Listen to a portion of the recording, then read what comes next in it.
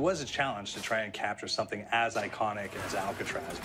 You know about this. This is arguably the most famous prison in the world, and now you're in it. Just the space, you know, the physicality of it, because it's quite claustrophobic. When modern-day prisons are designed, they really consider not intimidating people or making the spaces, you know, as least stressful as possible. Well, Alcatraz didn't suffer from those restrictions. They did the research, they went out, studied Alcatraz, not just from books or internet. They were actually there to feel the environment, so it really sets a mood that gets you a little spooked. Well, we kind of started with the base layout of Alcatraz. The entire island we ended up roughing out in kind of a white box form, and then figuring out what play spaces we wanted to use out of that, what would be the most interesting areas to play in, and the connections between spaces, and spaces that the public doesn't necessarily get to go into. We really did a lot of pushing to really enhance that psychological horror aspect that we're really looking for. And this is a really good opportunity to really tell something special. Like I got stuck right through the gates to hell! This time around, I feel like it's been identified that there are these side missions that you're going to go out and try to accomplish. Al and the rest of the groups put together this escape plan, but the point is to get the parts and assemble this plane so they can get off the island. We did something new for the first time. We have actually contextual music that goes off. So that's a first for zombies.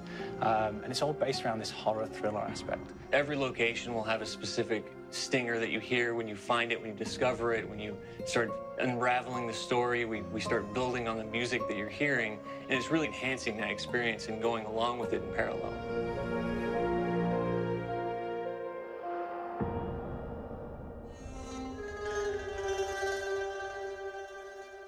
Because we wanted to embrace this kind of horror thriller element, we wanted character actors, guys who could really embody someone and then convey emotion. So that's why we went for guys like Ray Liotta, getting in that kind of guy, you know, we wanted a frantic nature. So he plays a character called Billy Handsome, who's this kind of psychopath who would be employed by the mob to kill people in interesting ways.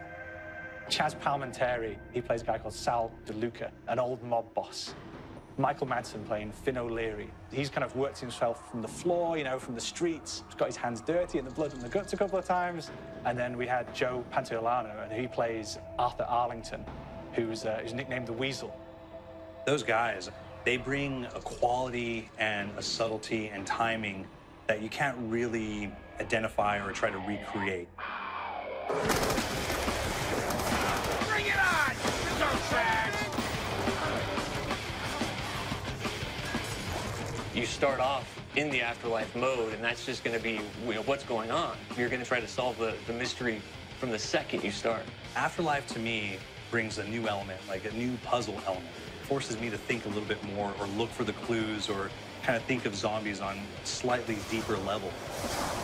You see clues throughout the map that tell you, ooh, perhaps if I'm in the afterlife, I can interact with this object, or there's some puzzle going on here that I need to be in the afterlife. Back east, I whacked a dirty dentist with one of these. Took forever, Alcatraz has a Civil War kind of fort background before it turned into a penitentiary. And so we had this kind of backstory, the idea that the warden would have collected Civil War weaponry.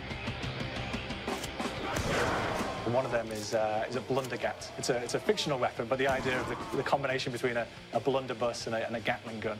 And possibly, there might be a way of upgrading it to a more fantastical weapon that the players may find. You all gotta go sometime. You just went now. There's one main zombie, one big zombie that's going to come through and wreak havoc on your life.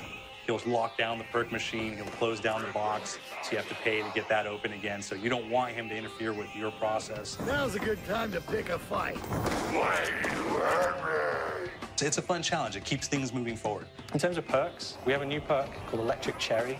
When you reload, it gives a shock around, which scales over time. Who's asking for it, greaseball? There is so much to experience in this map. Every time I play it, there's a new tactic to take, a new experience, a new objective to go for. But there's also this layer of things that we aren't exactly exposing to the players right off the bat and will need to be discovered. Don't let me go.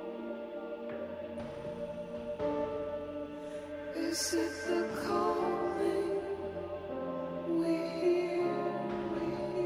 We've got the undead in there, we've got these historical elements, and these fantastic actors all seem to be with peace with each other in this kind of same world. So It's magical, and our team is incredibly excited by it. This is the